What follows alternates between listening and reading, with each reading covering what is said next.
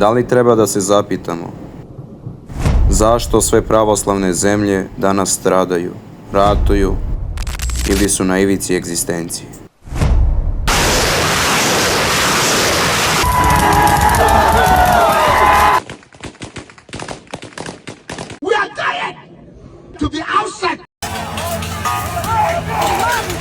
Da li je to slučajnost? Ne, jer se vodi borba, ne samo vidljiva, nego i nevidljiva. Crkva Hristova se bori protiv neprijatelja koji vojuju protiv nje, bilo duhovno, bilo telesno.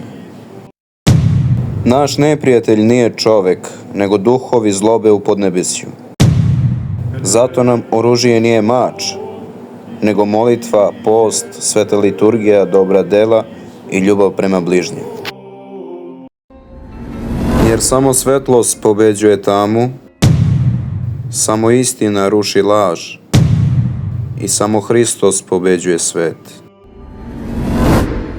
Ne boj se, malo stado, jer bi volja Oca vašega da vam dade carstvo.